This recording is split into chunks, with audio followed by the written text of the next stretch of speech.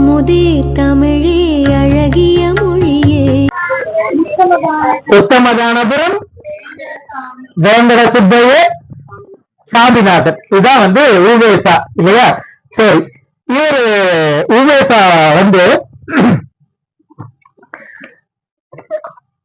தமிழ் தாத்தா அப்படின்னு சொல்லி நம்ம அவரை நம்மளுடைய நெருக்கமான ஒரு விஷயமா நெருக்கமான ஒரு உறவோடு நம்ம அவரை அழைப்பதற்கான காரணம் என்னவா இருக்கலாம்?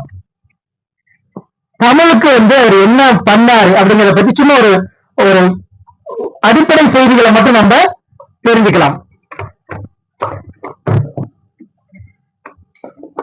எந்த ஆண்டு பிறந்தார் தெரியுமா ஊவேசா? அதான் இன்னைக்கு 121 வருடங்கள் முன்னாடி பிறந்திருப்பாரு. எவ்வளவு சாதுரியமான பதில் பாருங்க. நீங்க ஆண்டெல்லாம் கால்குலேட் பண்ணிட்டு இருக்கிறது பெரிய என்ன போனா ஒரு 176 ஆண்டுகளுக்கு முன்னாடி பிறந்திருப்பாரு. அதுதான் அறிவு. 1855 பிறக்கிறாரு. எந்த எந்த ஊரு? உத்தமதானபுரம். உத்தமதானபுரம் எங்க இருக்கு? கும்பகோணம், தஞ்சாவூர். தஞ்சாவூர் உத்தமதானபுரம். அங்க சூரிய மூலை அப்படிங்கிற ஊர்ல அவர் பிறக்கிறாரு. வேங்கட சுப்பையர் சரஸ்வதி அம்மாள், அவங்க அப்பா பேரு அம்மா பேரு வேங்கட சுப்பையர் சரஸ்வதி அம்மாள். ஓகே, இவருக்கு வேங்கட ராமன் தான் ஆரம்பத்துல பெயர் வைக்கிறாங்க, வேங்கட ராமன். அதுக்கப்புறம் இவர் படிக்க போற இடத்துல இவருடைய ஆசிரியர் என்ன பண்றாரு, இவருடைய பேரை சாமிநாதன் அப்படி சொல்லி மாற்றி வைக்கிறாங்க. 16வது வயதுல இவருக்கு ஒரு மிக அருமையான ஒரு ஆசிரியர் அமைகிறாரு. மீனாட்சி சுந்தரனார். இந்த 1 மார்க் எல்லாம் டக்கு டக்கு டக்குன்னு ஆன்சர் பண்றீங்கப்பா. Very good.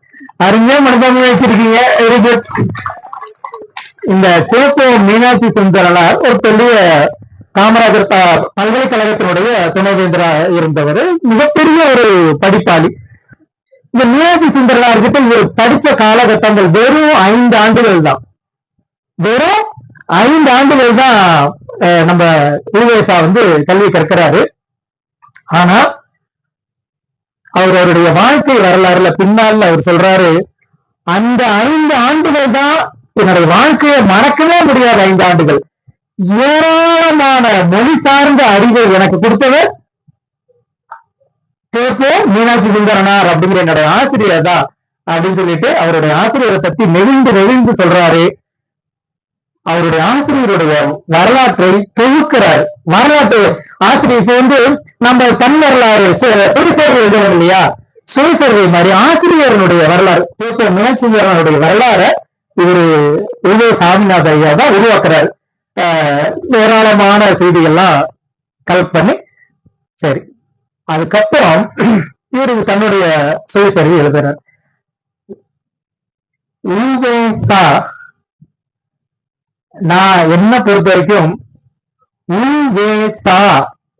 சாமிநாதர் அப்படிங்கிறவர் ஒரு தனி மனித அடையாளமாக என்னால் அவரை பார்க்க முடியல. ஏன்னா அவர் எல்லாம் பண்ணணுங்காட்டி அவரை நம்ம இன்னைக்கும் நம்ம உயர்த்தி நம்ம பேசிட்டு இருக்கோம். தெரியுமா? அருமை.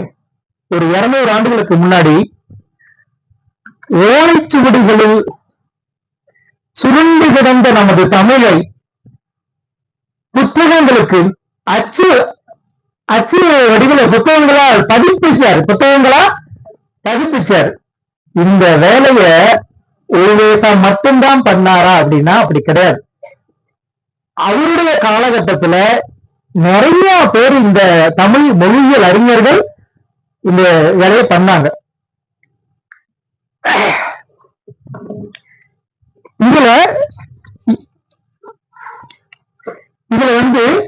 ஊவேசா அவர் பட்ட பாடுகள், அவருடைய கஷ்டங்கள், அவர் எல்லாம் ஆவணப்படுத்தப்பட்ட நட்டி காலங்காலமா தலைமுறையா கடந்து அவருடைய பெயர் நமக்கு இன்னைக்கு ஒரு பெரிய பிம்பமா தெரியுது. தாமோதரனார் அப்படிங்கிற ஒருத்தர், அவரும் ஓலைச்சுவடிகளை ஏராளமா திரட்டி அது பதிப்பிச்சார். ஓலைச்சுவடிகளை புத்தகமா பதிப்பிச்சார். வையாபுரியார், இவங்களும் ஓலைச்சுவடிகளை பதிப்பிச்சிருக்காங்க. சரி, இருங்க, ஒரே ஒரு அடிப்படையான ஒரு செய்தியை நம்ம புரிஞ்சுக்கணும். உங்களுக்கு எத்தனை பேர்கிட்ட மொபைல் இருக்கு? கையில. ஓகே, சரி, ஓகே. எல்லார்கிட்டையும் பெரும்பாலும் எல்லார்கிட்டையும் இருக்கு. லேப்டாப் எல்லார்கிட்டையும் லேப்டாப் இருக்கு. இப்ப நம்ம உங்களை எல்லாரையும் வரிசையா உங்க மொபைல், லேப்டாப் எல்லாத்தையும் எடுத்துட்டு நேரா பாரியூர் கோயிலுக்கு பின்னாடி ஒரு வாய்க்கால் இருக்குல்ல, அங்க கூட்டிட்டு போய் நிறுத்தி வரிசை நிக்க வச்சு இந்த லேப்டாப் மொபைல் எல்லாம் உள்ள போட்டீங்கன்னா உங்களுக்கு அடுத்த ஜென்மத்துல அமோகமா அற்புதமான வாழ்க்கை அமையும், அமோகமா சேமமா இருப்பேர் அப்படின்னு சொன்னா எத்தனை பேர் போடுவோம்? போட்டீங்க. ஓகே, சரி. அதாவது என்னன்னா யோசிச்சு பாருங்க, நமக்கு எது உயிர்னு நினைக்கிற ஒரு விஷயத்த நம்ம உயிரை போனாலும் அதை கொடுக்க மாட்டோம் இல்லையா? மொபைல் வந்து நமக்கு உயிர் போனா கூட போய் முடியும், மொபைல் வந்து நான் வந்து கொடுக்க மாட்டேன். மொபைல் இப்போ அதுக்கு அது மாதிரி நம்ம ஒரு யதார்த்தம் இந்த தமிழ் சமுதாயத்துல தமிழ் மக்கள் பண்ணின ஒரு என்ன சொல்றது ஒரு காரியம் உங்களுக்கு வந்து தெரியணும். ஒரு 200 ஆண்டுகள் 280 ஆண்டுகளுக்கு முன்னாடி பெரும்பாலான அறிவு நூல்கள் எல்லாமே ஓலைச்சுவடிகளாக தான் இருந்துச்சு. இந்த ஓலைச்சுவடிகளை எல்லாம் அழித்து விட்டால் இவர்களுடைய அடுத்தடுத்த தலைமுறைகள் அறிவு பெறுவதை தடுத்து விடலாம் அப்படின்னு சொல்லிட்டு விதவிதமான வழிகள்ல இதையெல்லாம் வந்து அழிக்கிறது வச்சாங்க. நான் உங்களுக்கு முன்னாடியே சொல்லியிருக்கேன், மொழி மீதான அழித்தொழிப்பு வேலைகள் எத்தனை ஆண்டா நடக்குது? 2000 ஆண்டுகளாக நடந்து கொண்டுதான் இருக்கிறது. மொழி மீதான, தமிழ் மொழி மீதான அழித்தொழிப்பு வேலைகள் 2000 ஆண்டுகளா நடந்துட்டு தான் இருக்குது, இன்னைக்கு நடந்துட்டு தான் இருக்கு.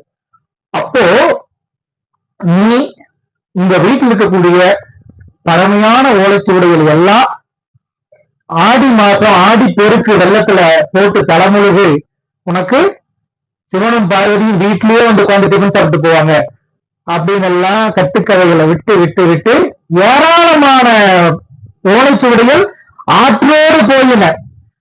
ஏராளமான ஓலைச்சுவடிகளை நெருப்பு தின்று அழித்தது. ஏராளமான ஓலைச்சுவடிகளை வந்து ஹோமத்துல போடு, யாகத்துல போடு, அப்படியாக இப்படியாகன்னு சொல்லிட்டு ஓலைச்சுவடிகளை எல்லாம் கட்டுக்கட்டா கொண்டு போய் போட்டிருந்தாங்க. தமிழர்களுடைய அறிவு செல்வங்கள் ஏராளமானவை அழிந்து போயின. சரியா? இதெல்லாம் எப்ப நடந்தது? இப்போ ஒரு 250 ஆண்டுகளுக்கு முன்னாடியே இப்ப நடந்துகிட்டு இருந்தது. இந்த காலகட்டத்தில் வணக்கங்கள்,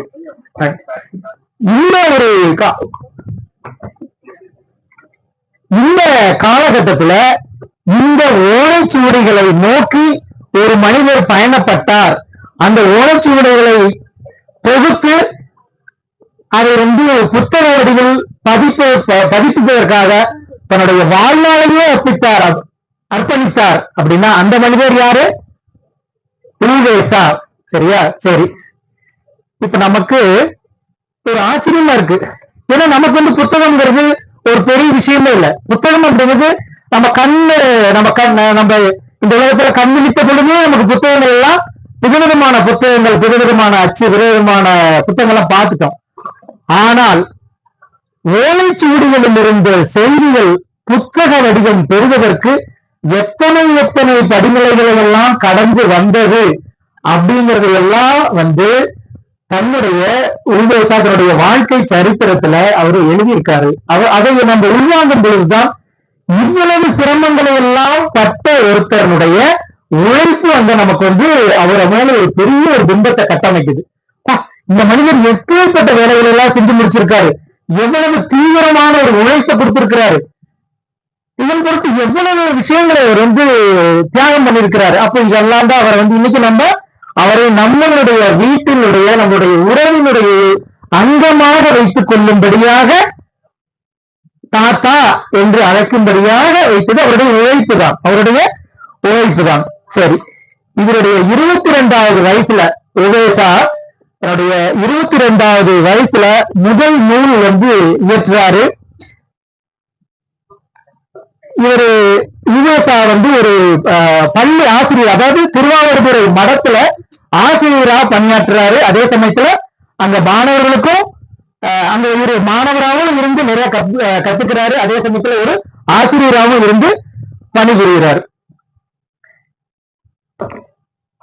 இப்பதான் முதல் முறையா அவர்கிட்ட வந்து ஒரு ஒரு கேள்வி வருது. அதாவது இவர் ஒரு மடத்துல ஆசிரியரா இருக்கிறாரு, மாணவராகவும் நிறைய விஷயங்கள் கத்துக்கிறாரு.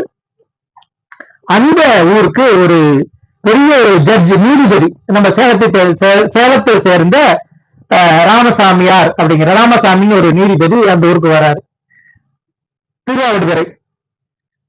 ஒண்ணு இந்த மடத்தினுடைய குரு வந்து நீங்க போய் அவரை போய் ஒரு முறை பார்த்து பேசிட்டாங்க, அவருக்கு தமிழ் நிறைய ஆர்வம் இருக்க மாட்டிருக்கு.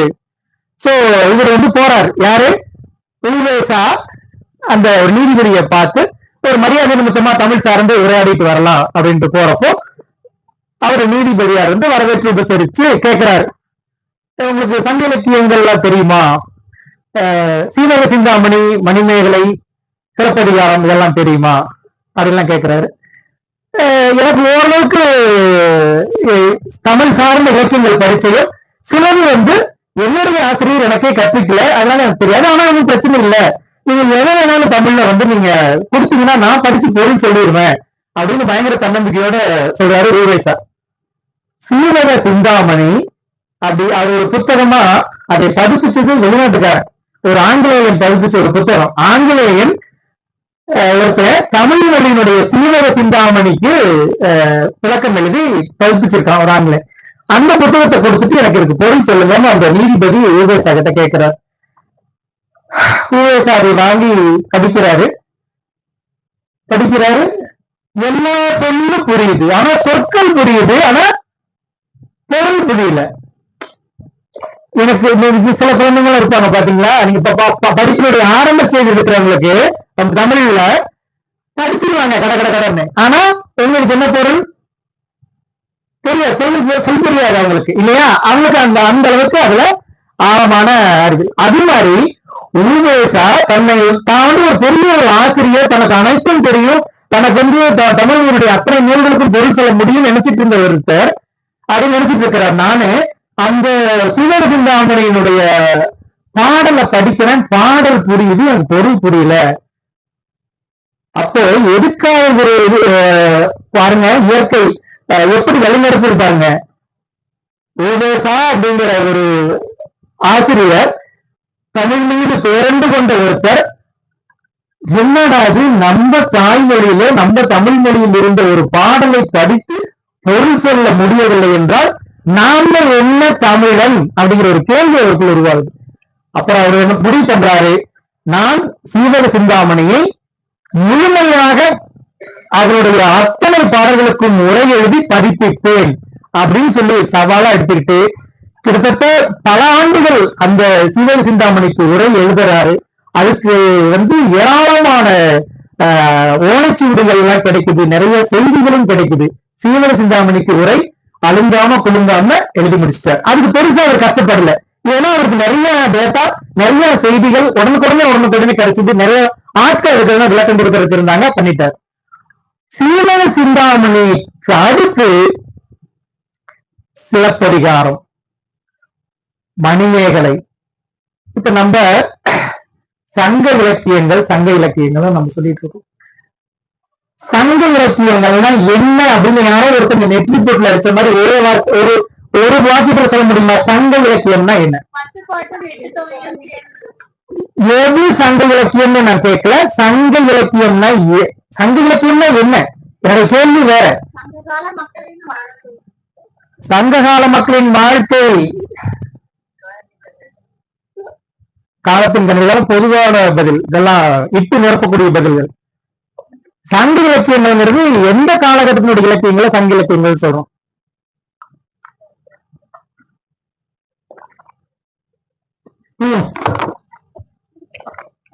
ஆக்சுவலா இந்த கேள்விகள் எல்லாம் நான் உங்ககிட்ட கேட்கவே கூடாதுன்னு நான் நினைச்சிட்டு வந்தேன். ஏன்னா இவங்க எல்லாம் தமிழ் மாணவர்கள், இவங்க கிட்ட ரொம்ப அடிப்படையான கேள்வி எல்லாம் கேட்டா அது சரியா இருக்காதுன்னு நான் நினைச்சிட்டு வந்தேன். பட் அந்த கேள்விக்கும் தேவை இருக்குது அப்படிங்கறத நான் கொண்டாடுறேன். ஓகே, சரி, இது விடுங்க. ரொம்ப எளிமையா ஒண்ணு கேள்வி கேட்கிறேன். இலக்கியம்னா என்ன? இலக்கியம்னா என்ன? ஒரே சென்டென்ஸ்ல டக்குன்னு பதில் சொல்லணும். மாணவிகள் இலக்கினை எடுத்து இயங்குவது இலக்கியம்னு ஒரு ஆசிரியர் சொல்றாங்க. மாணவிகள்ல யாரோ ஒருத்தங்க சொல்லுங்க. இலக்கியம் சொல்லுங்க. உங்களுக்கு தான் உணர்ந்ததை ரசித்ததை கூறுவீங்க. நீங்க மாணவிகள், நீங்க தைரியமா நான் உங்களுக்கு பதில் எதிர்பார்க்கிறேன். ஏன்னா நீங்க வாழ்வியலின் வெளிப்பாடுதான் இலக்கியம். அது ஓகே, வாழ்வியலின் வெளிப்பாடு இலக்கியம் வேற. வாழ்வியலின் வெளிப்பாடு இலக்கியத்துல என்ன வெளிப்படுத்த முடியும்? வாழ்வியலைத்தான் வெளிப்படுத்த முடியும். வாழ்வியலின் வெளிப்பாடு இலக்கை இயம்புவது இலக்கியம்னு சொன்னாங்க இல்லையா? இலக்கு ஒரு அப்ஜெக்டிவ் இல்லையா? இயம்புதல்னா சொல்றது.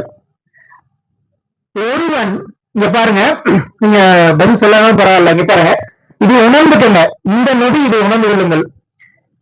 ஒருவன் தான் உணர்ந்ததையோ, தான் உற்றதையோ, தான் சந்தித்ததையோ, தான் சிந்தித்ததையோ மற்றொருவனுக்கு கதையாகவோ, கவிதையாகவோ, பாடலாகவோ, உரைநடையாகவோ, வாய்மொழியாகவோ, ஒரு ட்விட்டர் மெசேஜாகவோ, வாட்ஸ்அப் மெசேஜாகவோ ஒருத்தன் பகிர்ந்து அவனுக்கு உணர வச்சானா அதான் இலக்கியம். அதான் வந்து இலக்கியம்.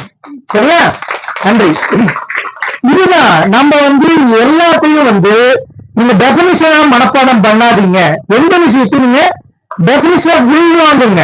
அது அதனுடைய பொருள் என்ன, இந்த சொல், இந்த விளக்கம் என்னுடைய மண்டைக்குள்ள போறப்ப என்ன புரிய வைக்குது, என்ன வந்து எனக்குள்ள என்ன விளக்கத்தை ஏற்படுத்துது, என்ன தெளிவை எனக்குள்ள ஏற்படுத்துது, அந்த அடிப்படையில் அதனுடைய பொருளை உணர்ந்து உள்வாங்குங்கள். நீங்க உணர்த்தப்படுவது உள்வாங்கப்படும், திணிக்கப்படுவது துப்பப்படும். உணர்த்தப்படுவது உள்வாங்கப்படும், திணிக்கப்படுவது துப்பப்படும். நீங்க எதையெல்லாம் மண்டைக்குள்ள ஆணி அடிக்கிற மாதிரி அடிச்சு அடிச்சு அடிச்சு திணிச்சு வச்சுக்கிறீங்களோ அதெல்லாம் ஒரு காலகட்டத்தில் உங்களை ஏறாம நீங்களே துப்பிட்டு வெளியேறி போயிருவீங்க. எது வந்து உங்களுக்குள்ள உணர்வாக அறிவாக கலந்து நிற்கும் அப்படின்னா, எதெல்லாம் உங்களுக்கு நீங்களே உணர்த்தி கொண்டதோ அல்லது உங்களுடைய ஆசிரியர்கள் உணர்த்தியதோ அது உங்களுக்குள் உணர்வாக அறிவாக கலந்து நிற்கும். ஒரு அருமையான ஒரு சொல் சொல்லுவாங்க, கல்வினா என்ன அப்படின்னா, ஒருத்தர் பதில் சொல்றாரு, எல்லாத்தையும் எல்லா நூல்களையும் எல்லா படிப்புகளையும் படிக்கிறான், பல்வேறு காலகட்டங்கள்ல படிக்கிறான், எல்லாம் படிச்சு முடிச்சு எல்லாம் மறந்ததுக்கு அப்புறம் அவனுடைய கேரக்டர்ல ஒரு தன்மையா தேர்ந்து நிக்குது இல்லையா? அதான் என்னது? அதான் என்னது? அதுதான் கல்வி. அதுதான் கல்வி. சரியா? நம்மளோட அது வந்து ஜீரணமாகணும், தன்மயமாகணும்.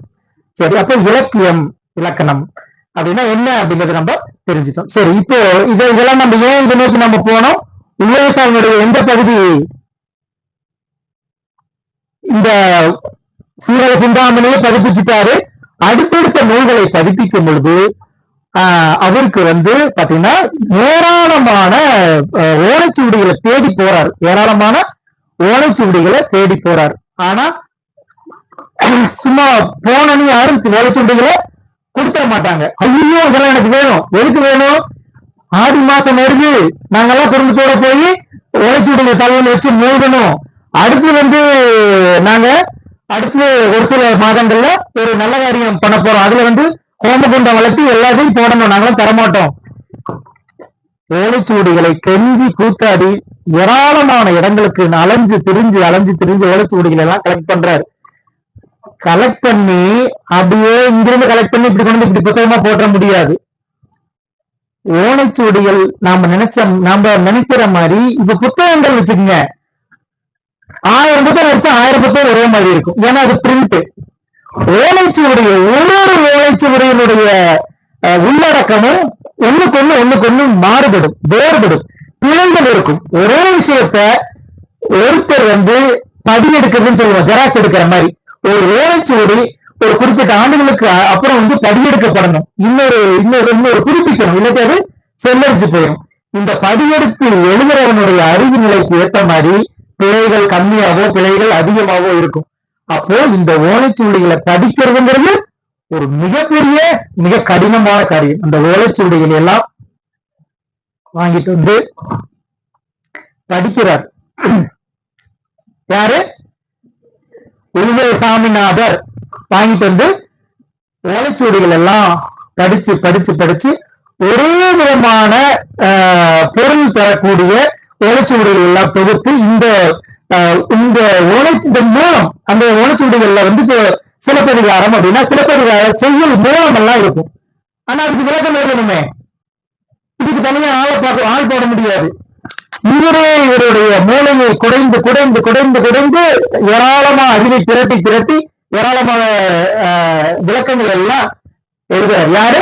உள்வேசா வந்து எழுதுறார். ஒரு ஒரு ஒரு ஓலைச்சுவடி அதற்கான உரை எழுதுறாரு, அதற்கான உரைகள் எழுதுறாரு. இந்த உரைகள் மாதிரி வேற யாராவது உரை எழுதியிருப்பாங்க ஓலைச்சுவடிகளுக்கு, அப்போ அதையும் வாங்கி படிக்கிறார். அப்போ இந்த உரைகளுக்கு இடையே இருக்கக்கூடிய பேதம், மாறுபாடுகள், இதில் எது சரி எது தவறு, எது வந்து ஏற்றுக்கொள்ளக்கூடியதா இருக்கும். அதுக்கப்புறம் அந்த அந்த சங்க இலக்கியங்களுடைய 8 தொகை 10 பாட்டு, ரெண்டு ஒட்டுமொத்தமா 8 தொகை 10 பாட்டு முழுக்க முழுக்க முழுக்க ஏராளமான ஓலைச்சுவடிகள் இருந்து எடுத்த செய்திகளை எல்லாம் தொகுத்து தொகுத்து எல்லாத்துக்கும் வந்து உரை எழுதி 8 தொகையும் 10 பாட்டையும் பதிப்பிக்கிறார். இதுல மேற்கோள்கள் இந்த உரையில இந்த விஷயங்கள் எல்லாம் மேற்கோள் காட்டப்பட்டிருக்குது, அதுக்கு என்ன பொருள், அதுக்கு தனியா எக்ஸ்பிளனேஷன் எழுதுற. விளங்கா மேற்கோள்கள், இந்த மேற்கோள்களுக்கெல்லாம் எனக்கே பொருள் விளங்கலப்பா, எதிர்காலத்துல இன்னும் அறிஞர்கள் எல்லாம் இந்த இலக்கியங்களை படிக்கிறப்ப அவங்க விளக்கங்கள் ஏதாவது கொடுக்கலாம். அப்போ விளங்கா மேற்கோள்கள் இது மாதிரி பகுத்து பகுத்து பகுத்து ஏராளமான விஷயங்களை வந்து இந்த பதிப்பாக்க துறையில வந்து ஒரு நூலை பதிப்பிக்கிறதுல இத்தனை விஷயங்களை கவனிச்சு கவனிச்சு செய்யறாரு. சரி, இப்போ நம்ம ஒரு அசைன்மெண்ட் எழுதி சொல்றாங்க, 2 பக்கம் அசைன்மெண்ட். என்ன பண்ணுவோம்? அது என்ன, காலையில் கொண்டு 10 நிமிஷத்துல படம் எழுதினோம்னா முடிஞ்சு வச்சு. ஒரு 200 பக்கம் அசைன்மெண்ட் என்ன பண்ணுவோம்? கொஞ்சம் அலர்ட்டா முன்னாடியே இருந்து அதுக்கு நிறைய, அப்போ அசைன்மெண்ட் சின்னதா இருந்தா அதுக்கு எஃபோர்ட் கம்மி, அசைன்மெண்ட் பெருசா இருந்தா அதுக்கு நிறைய எஃபோர்ட். இது மாதிரி எல்லாம் தான் நம்மளுடைய இயல்பு. ஆனா சாமிநாதரை பொறுத்த வரைக்கும் தமிழ் விடு தூது அப்படிங்கிற ஒரு சின்ன ஒரு நூலை பதிப்பிப்பதாக இருக்கட்டும், சிலப்பதிகாரம், மணிமேகலை அப்படிங்கிற ஒரு மிகப்பெரிய நூல்களை பதிப்பிப்பதாக இருக்கட்டும், ஒவ்வொரு விஷயத்துக்கும் ஒவ்வொரு பதிப்புக்கும் அவர் எடுத்துக்கொண்ட அந்த அந்த ஒரு என்ன சொல்ற தீவிரம், அந்த ஆர்வம், அந்த ஈடுபாடு, அதுக்கு இணை எதுவுமே இல்லை. அந்த சின்ன ஒரு உழைப்பு தேவைப்படுறதுக்கு அவர் முழுமையான ஒரு அறிவை செலுத்தி அதுல வந்து ஏராளமான விளக்கங்களை கொடுத்து அதை முழுமையான செம்மையான ஒரு பதிப்பாக கொண்டு வருவதில் அவர் வந்து மிகச்சிறந்தவரா இருந்திருக்காரு. அதனாலதான் இன்று வரை கிட்டத்தட்ட 170 ஆண்டுகளுக்கு பின்னால் 171வது பிறந்த நாள்ல நம்ம இன்னைக்கு நிற்கிறோம். 171 ஆண்டுகள் கழிந்தும் நாம் ஒரு மனிதரை நினைவு கூர்ந்து அவருடைய உழைப்பை இந்த தமிழ் உலகம் முழுக்க வியந்து பாராட்டுகின்றது என்றால் அவருடைய அந்த தீவிரமான ஈடுபாடும் உழைப்பும் தான் வந்து நம்மளை வந்து அதை நோக்கி செயல்படுத்தி இருக்குது அப்படிங்கிற செய்தியை நான் உங்களோட பகிர்ந்துக்கிறேன். இதுக்கப்புறம் நம்ம வரலாற்றில் ஏராளமான செய்திகளை நாம் வந்து நம்ம யார் யாரெல்லாம் வியக்கிறோமோ அந்த மனிதர்களோடு தொடர்புடைய மனிதர்களையும் சேர்ந்து தெரிந்து கொள்வது வரலாற்றை சரியான தளத்தில் நின்று புரிந்து கொள்வதற்கு உதவும் அப்படிங்கிறத நான் உங்களுக்கு வலியுறுத்துறேன். ஜியு போப் கேள்விப்பட்டிருக்கேன் இல்லையா? ஜியு போப் திருவாசகத்துக்கு ஒரு வாதார், ஒரு வாசகத்துக்கும் ஒருவார்னு நம்ம சொல்றோம். ஜியு போப் திருவாசகத்துக்கு உரை எழுதியிருக்காரு. சரி, அந்த ஜியு போப்போட உபேசா அவர்கள் கடிதத்தின் மூலம் தொடர்பு கொண்டு அவரோட ஒரு நல்ல தொடர்பில் இருந்திருக்கிறார். இப்ப இதெல்லாம் நம்ம தெரிந்து கொள்ள வேண்டிய செய்திகள். அதுக்கப்புறம் ரவீந்திரநாத் தாகூர். யாரு ரவீந்திரநாத் தாகூர்?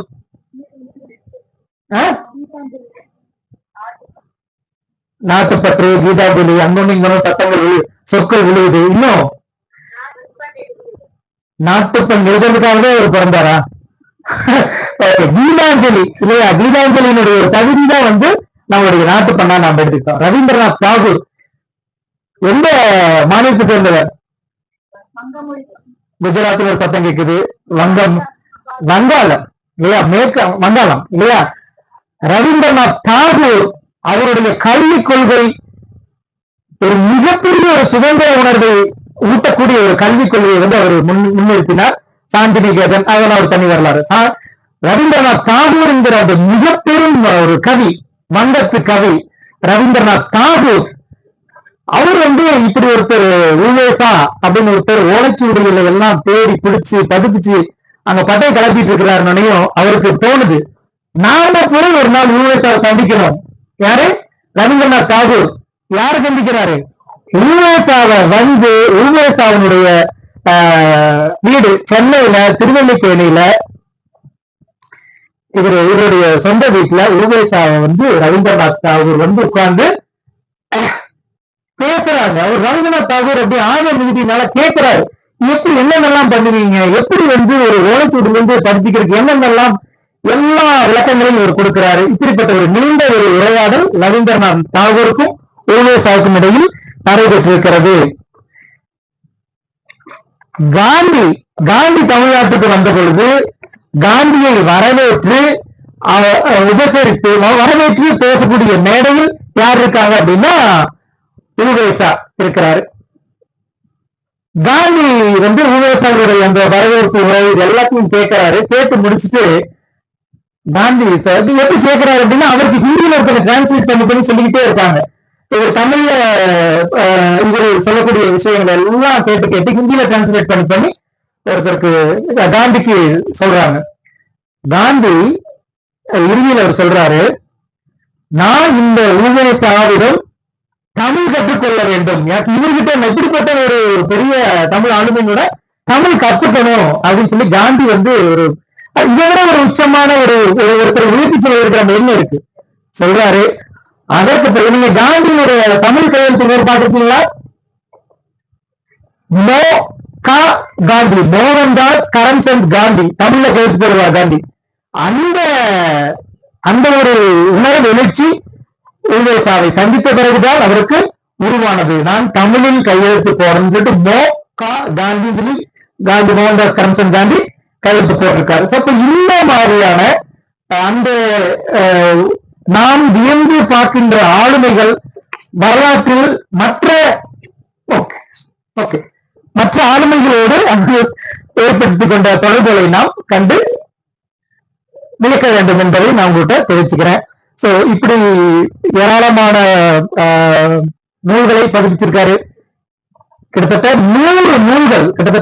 100 நூல்களை வந்து உவேசா பதிப்பிச்சிருக்காரு. உவேசா அப்படிங்கிற ஒரு மனிதர் ஒரு 170 ஆண்டுகளுக்கு முன்னாடி தோன்றாமல் இருந்திருந்தால் இன்றைக்கு நாம் இந்த இடத்தில் இல்லை. 8 தொகையும் இல்லை, 10 பாட்டும் இல்லை, சீரக சிந்தாமணி இல்லை, மணிமேகலை இல்லை, ஏராளமான சங்க இலக்கியம் எதுவுமே இல்லை நமக்கு. அவர் அப்படி ஒருத்தர் தோன்றி புத்தக வடிகளை கொண்டு வந்து இன்னைக்கு அதை நிலைநிறுத்தி இருக்காவிட்டால் இந்த இடத்தில் நீங்கள் இல்லை, இந்த இடத்தில் நானும் இருந்திருக்க மாட்டேன். இப்படிப்பட்ட ஒரு வாய்ப்பை ஏற்படுத்தி கொடுத்த உங்களுக்கும் கல்லூரி நிர்வாகத்திற்கும் அது பணிவான நன்றிகள் தெரிவித்துள்ளேன். நன்றி, வணக்கம். ஒரு குழந்தை மண்ணில் வந்த முதல் நாளில் இருந்து வளர்ந்து ஆரோக்கியம் காலம் வரை கற்றுக் கொடுக்கும் மொழி தாய்மொழி. அத்தாய்மொழியின் சிறப்புகளையும் பெருமைகளையும் எடுத்துரைப்பதோடு எண்ணற்ற சிந்தனைகளையும்